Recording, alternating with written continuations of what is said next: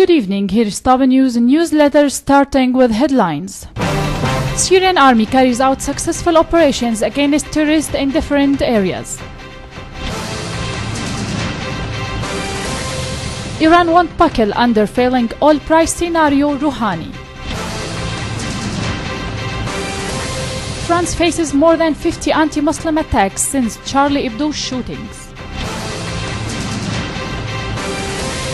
We have no strategy, ISIS is winning, John McCain.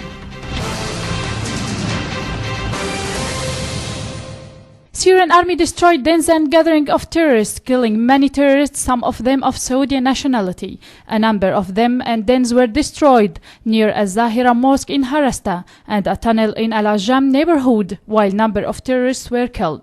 In Al-Rihan farms in Douma and in Zamalka, the army carried out series of military operations. In Homs, units of the army killed and injured score of terrorists in the village of Rahum village in the eastern countryside of the province.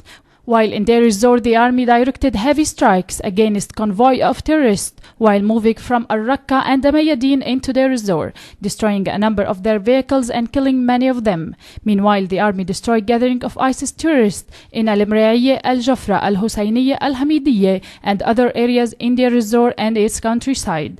During the operations, the army killed score of terrorists and destroyed an armored vehicle loaded with heavy machine guns and 2 boats on Euphrates River.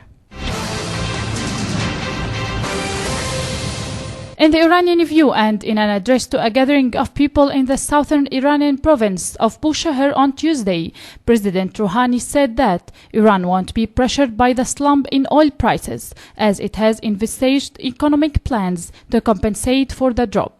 Rouhani said that his administration has based the country's budget on the lowest ever dependency on oil revenues, adding that oil sales account for only the third of Iran's budget. Those who have engineered the reduction in the price of oil to damage certain countries will regret and could not keep to such path, Rouhani added.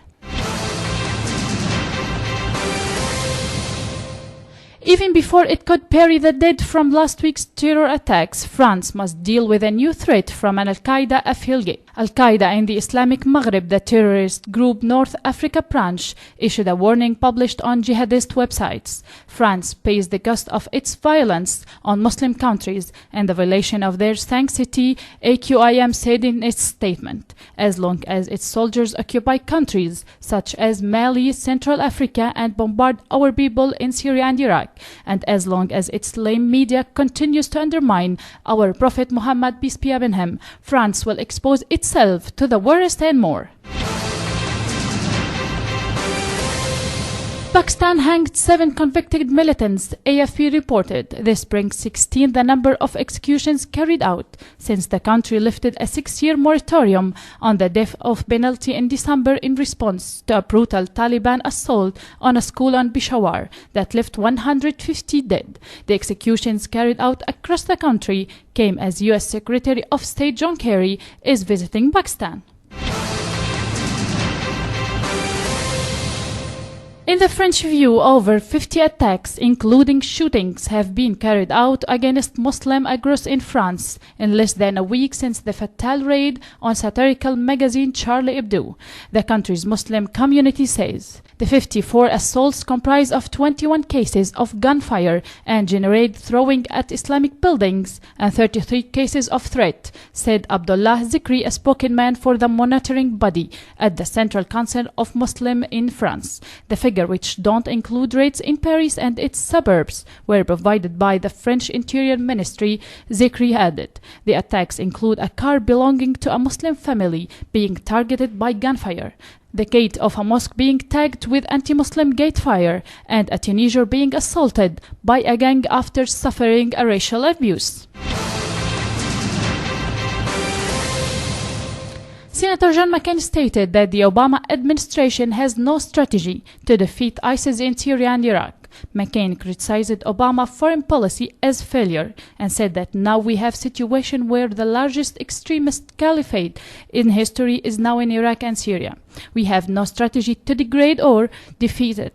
First of all, it would require some boots on the ground, not like the before, but we certainly need forward air controllers, McCain added. We haven't been able to drive ISIS out of town called Kobani, using the full weight of using American air power for several months now. We lost 86 brave Americans and 400 wounded to take Fallujah. That's 1/10 the size of Mosul. ISIS right now is winning. We need to fly soon, which many of us have been calling for years, and a coherent strategy that can be presented to the Congress, since it needs an authorization for the use of military force, he claimed. That's all for today. Thanks for joining us. I'm Nibal Hneidi. Good night.